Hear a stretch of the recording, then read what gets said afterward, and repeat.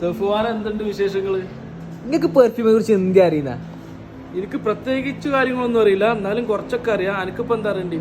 എല്ലാ പെർഫ്യൂമിനും ഇപ്പൊ നമുക്ക് എക്സാമ്പിൾ ആയിട്ട് ഹോളിവുഡിന്റെ എക്സ്പ്രഷൻ എടുക്കാം. ഓക്കെ, എല്ലാ പെർഫ്യൂമിന്റെ ബാക്കിൽ ഇത് കാണുന്നുണ്ടോ? Natural spray. Natural spray natural spray എന്ന് പറഞ്ഞു കഴിഞ്ഞാൽ നമ്മൾ പ്രകൃതിയിൽ നിന്നാണ് ഇതിന്റെ ഇൻഗ്രീഡിയൻസ് എടുക്കുന്നത്. ഓക്കെ ഓക്കെ, ഇപ്പൊ ആംബർ അതുപോലെ സാഫ്രോൺ എന്നൊക്കെ പറഞ്ഞത്, അപ്പൊ അതിൽ നിന്നാണ് ഇത് ഉണ്ടാക്കുന്നത്. ഇതിന്റെ ഫ്രാഗ്രൻസ് അല്ലാണ്ട് ഇത് സിന്തറ്റിക് അല്ല. അതാണ് നാച്ചുറൽ സ്പ്രേ എന്ന് പറയുന്നത്. ഓക്കെ, അടുത്തത് കാണുന്നുണ്ടോ ഇവിടെ? വാപ്പറൈസേഷൻ അതൊരു ഫ്രഞ്ച് വേർഡാണ്. ഓക്കെ, നമ്മൾ അറ്റോമൈസർ, ഫ്രാഗ്മൈസർ, അതേപോലെ തന്നെ വാപ്പറൈസർ എന്നൊക്കെ പറയുന്ന പോലെ തന്നെ അതിന്റെ ഫ്രഞ്ച് വേർഡ് മീനിങ് ആണ് വാപ്പറൈസേഷൻ എന്ന് പറയുന്നത്. ഫ്രഞ്ചിലാണ് അത് എഴുതാറുള്ളത്. അടുത്തത് ഓഡി പെർഫ്യൂം.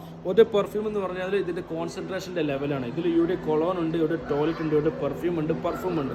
ഇത് ഇവിടെ പെർഫ്യൂം ലെവലിൽ വരുന്ന പെർഫ്യൂംസ്. കോൺസെൻട്രേഷൻ ലെവൽ നിശ്ചയിക്കുന്ന അതാണ് സാധനം. അടുത്ത സംഭവം എന്നുള്ളത് ഇത് കണ്ട ഓംസ് 3.1 ഓൺസ്.